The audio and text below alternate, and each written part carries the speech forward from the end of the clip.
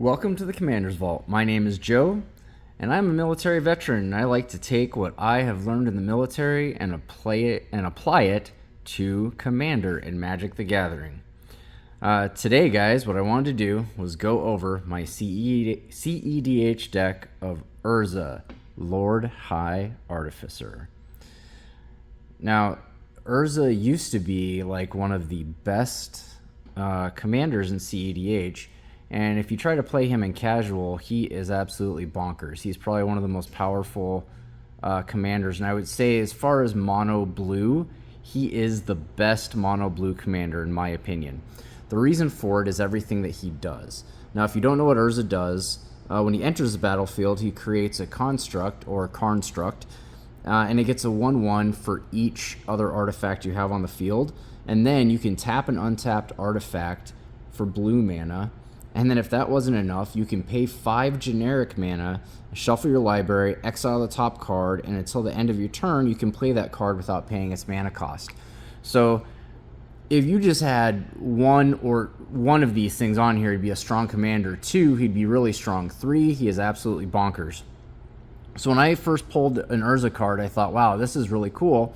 And I played him in another artifact deck, and every time he came down, it just won the game. So I thought, you know what? I'm going to try to build a CEDH deck out of this and see what I can get. So we're going to go over it today. I'll show you guys the win cons and kind of the ideas for the deck here. So I'm going to start out by saying this is not a polymorph deck. This is a stacks and control deck. The last few sets have really brought some really fun things for Urza to make him even more bonkers. So let's get into it here. So first up, one of the most classical combos we have, we're running both Tidespout Tyrant and Hullbreaker Horror. So when these guys come down on the field, the goal is then have 0 mana artifacts in hand, which I've got several of them, and then you start bouncing those back and forth, creating infinite mana and an infinite loop of bouncing people's character. You clear their entire board, or bouncing characters back, creating infinite mana, creating infinite ETBs if you can do that. And this is a very, very classical way to run this deck. We are also running Sensei's Dividing Top and Mystic Forge. This also allows you to just go through your entire deck. It's an infinite card draw combo. It lets you get what you need. And with the amount of mana that you're producing in this deck, this combo is actually really bonkers and very easy to do. Probably the meanest combo in all of this. This is a control and combo. It's also really expensive. It's 10 mana to pull this off.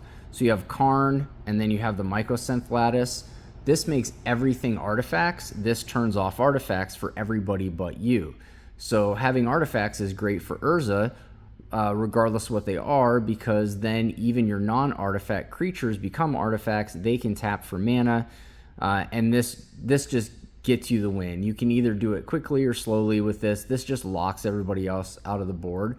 Once you play this down, most of the time people just concede unless they've got an instant removal, because if they don't, nothing can be activated.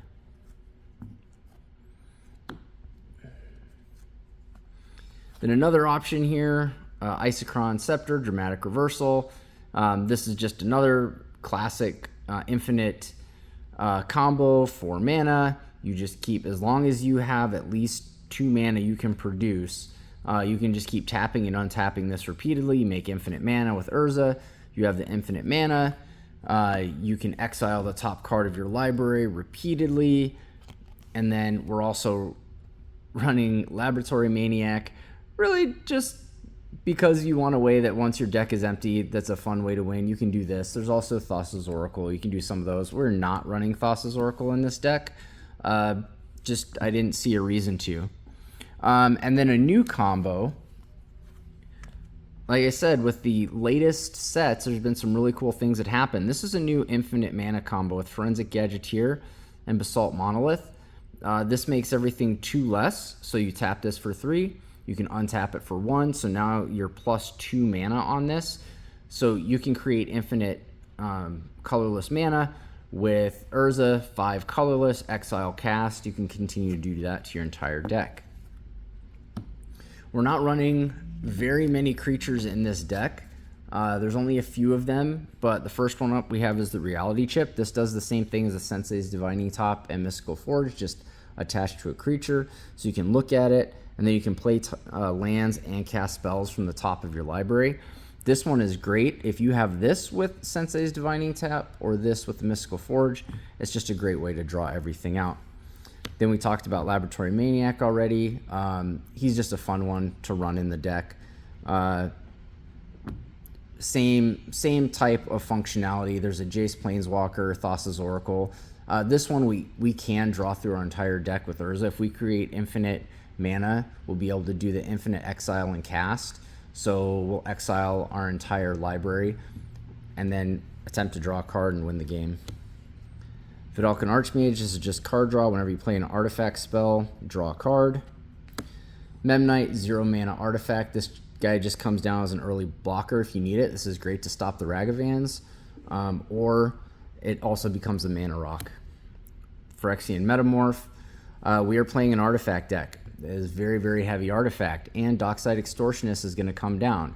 It is really great to copy someone else's Dockside Extortionist after they hit yours. I think someone, the last time I played this, made 15 treasure tokens. Phyrexian Metamorph, copy their Dockside Extortionist. You'll usually create even more. Tribute Mage, this is a tutor, as an ETB tutor on it. This one is really good to go and get some of your combos that you need, or just some of your artifact pieces. Padim, this gives all of your artifacts hexproof, which will become really important because people are going to start trying to remove your stuff. Ornithopter, again, 0 mana flying artifact, can stop a lot of the annoying flyers. Spellskite, it is a artifact creature, it's 2 mana and can change the target of a spell to Spellskite. This should be a CEDH staple for most people. And then Sai, anytime I cast an artifact spell, I get to create a 1/1 Thopter, which is another artifact that comes on the field, and it has flying, and then you can sack them to draw cards. So not very many creatures in the deck. We're also only running 4 enchantments. Mystic Remora, card draw. Rhystic Study, card draw. Training Grounds, this is great for Urza because it makes his abilities 2 less. So instead of 5, it's 3. And so for only 3 mana, you can start doing his activated ability. That makes things really good. Copy Artifact is just another way to get more artifacts on the battlefield. If I don't have my One Ring yet, I can copy someone else's One Ring. Back to basics. This one came out a lot in the different games I played. We are playing a lot of basic lands, plus our artifacts become mana rocks as long as Urza's out. This did a lot of work. This shuts down a lot of decks that are running dual lands or specialty lands. They're not going to be able to access their mana unless they're running basics, and a lot of them just don't run basics. So that is a very, very control stacky piece. We are only running 3 sorceries. That is it. Windfall, Time Stretch, and Temporal Manipulation. So we're running both of these to get extra turns. These extra turn spells, while they seem like they're a lot of mana, they're really not in a deck that just produces so much mana with Urza.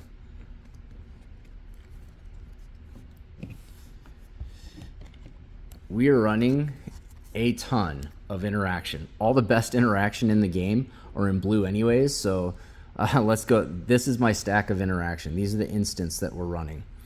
So we are running Mental Misstep, Mana Drain, Force of Will, Misdirection, Cyclonic Rift, Mindbreak Trap, Scatter Ray, Pact of Negation, Fierce Guardianship, Trick Bind, Miscast, Muddle the Mixture. This is a good counter, but it's also good tutor for some of your artifacts. Spell Pierce, Swan Song, Force of Negation, An Offer You Can't Refuse, and good old Counterspell. So those are all of the interactions we're running. Then we're going to run Brainstorm for card draw, Mystical Tutor for our tutor, Word of Invention, again, tutor up artifacts, and then Fabricate, again, tutor up artifacts. And then let's talk about the artifacts. We're very heavy artifact deck, so there's all the artifacts, guys. That's why Dockside Extortionist loves to see this deck, and we have to be able to deal with it. So first up, we have Mox Opal, Jeweled Lotus, Mox Amber. Mox Amber actually works in this deck really well because of Urza. It's just, regardless, it is a mana rock. So either zero, it's either blue mana, and it's a 0 cast. It's just really easy to have in here. Mana Crypt, Everflowing Chalice. This one you've got an option. You can kick it to get 2 more mana. If not, it doesn't matter. It'll still just tap for blue mana. Lotus Petal, Mana Vault, Soul Ring, and Arcane Signet. These are all of just your standard mana rocks that I'm running in the deck. And then more of the control and stack. So we are running all of the nasty ones. So Static Orb, they can't untap more than 2 permanents during their untap phase. Torpor Orb, this gets rid of those ETBs. So if someone's running a Dockside, so in a perfect world, we're going to turn 1 Urza, and then if we've got this in hand, this comes out because this will stop all of the ETBs. We've only got a couple of ETBs that would really mess us up, but having this out will stop all of the ETBs from everybody else's stuff, and this turns off Dockside. Curse Totem, activated abilities of creatures can't be activated. So this actually got stolen from me in a game, and it shut off 2 of the other commanders, especially Kenrith. This shuts down Kenrith and Sisay. Winter Orb, players can't untap more than 1 land during their untap phases. Yeah, this one people don't like. As I said, this is a control and stacks deck, and this is the classic. Tormod's Crypt, it's a 0 mana rock, plus it also can exile graveyards for any of the graveyard shenanigans. Urza's Bauble, again, 0 mana. Mishra's Bauble, 0 mana. Expedition Map. This allows you to search for any land card. So if you do need to go get one of your functional lands, you can do that with this. Or if we ran that back to basics and we need to get another basic, you can do that too. But also, it's just a 1 mana artifact. Voltaic Key. You can tap this to untap an artifact. This is really good to use if you need to get more draws out of the One Ring, or you can untap the big boys like our Mana Vault. This just makes it easier to untap that. This also can be used to untap the Basalt Monolith at least 1 time. You can also use this to untap the One Ring to get multiple activations in a turn. Millennium Calendar, this is a new one that I'm trying out in Urza. There's so many ways that we can tap and untap artifacts that just getting all of these counters on here, and for it only being 1 mana, worst case, it's a 1 mana rock. Best case, I'm able to get up to 1,000 counters, and we'll see. I doubt that'll happen, but worst case, it is a 1 mana rock. Howling Mine, additional card draw for me. Sapphire Medallion, this is great if it can come out because it just makes all my stuff cheaper. Simulacrum Synthesizer, if I can pronounce that right. This is a new one, and this card is actually really, really cool. You get to scry 2, and then on top of it, you create more constructs, and there's ways to get. I've got several 3+ mana artifacts in this deck, so there's a chance that I could have 4 or 5 of these constructs down. That is a really, really big deal. Sculpting Steel, this just becomes a copy of another artifact. The One Ring, running an artifact deck. If you're playing CEDH, you need to have this card or you're going to be behind. Unwinding Clock, we're playing artifacts. Untapping them on everybody else's turn is a really, really good thing. And this is also a new one, the Transmutation Font. It's a 5 mana artifact, which you would think would be a little much for a CEDH deck, but with one that creates so much mana like this one does, this is an artifact that creates artifacts and then uses those artifacts to tutor artifacts. There isn't a restriction on the cost of the artifact either. So the cool thing about this is it's going to create 3 different types of artifacts. You can sack those. You just pay 3 to sack them, and then you can go find any artifact and drop it right on the battlefield. This is a great on the battle repeatable tutor. I really, really, really like this one.